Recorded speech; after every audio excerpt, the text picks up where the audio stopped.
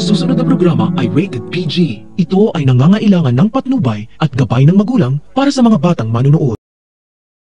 Abot langit ang pagsisisi ni Eric na dinamay pa niya si Justin sa paghiganti nito sa mga tanyag, lalo na kay Giselle dahil buhay pa sana ngayon ang anak nila. Mas nanaig ang puot at galit sa puso ni Eric na maghiganti kay Giselle sa pag-abandona sa kanila noon sa Amerika, kaya nilason niya ang utak ng kanilang anak na si Justin. Sa isip ni Eric, dapat tumigil na siya noon nang sinabi ni Justin sa kanya na ayaw na niya maghiganti sa sarili niyang ina, pero hindi pa rin tumigil si Eric sa paghihiganti. Nakipagsabuhatan pa si Eric kay Moira dahil alam niyang nagdadalawang isip na si Justin na ipagpatuloy ang plano niyang paghiganti. Ang hindi niya alam, si Moira pala ang kalaban niya.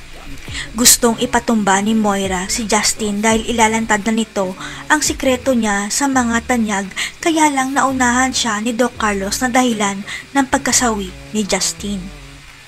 Hindi naman nagdalawang isip si Giselle na patawarin si Eric sa mga kasalanan nito. Alang-alang na lang kay Justin dahil pinalaki niyang mag-isa ang anak nilang dalawa. Sa pag-uwi ni Eric sa bahay nila ni Justin, may makikita siyang sulat sa mga gamit ng anak niya dahil sinulat pala ni Justin ang isisiwalat sana niya kay Doc RJ at Annalyn. Matatandaan na gustong makipag-meeting ni Justin kay Doc RJ at Annalyn sapagkat ibubunyag niya ang sikreto ni Moira na nagpapanggap lang siya bilang si Morgana Go. May pakiramdam na si Justin na nasa panganib ang buhay niya sa pagsiwalat niya ng katotohanan, kaya sinulat niya sa papel ang sikreto ni Moira sakaling mawala man siya.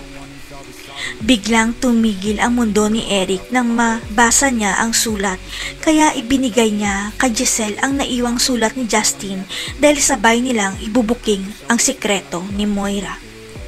Mabibigyan na kaya ng hustisya ni Eric at Giselle ang pagkamatay ng kanilang anak?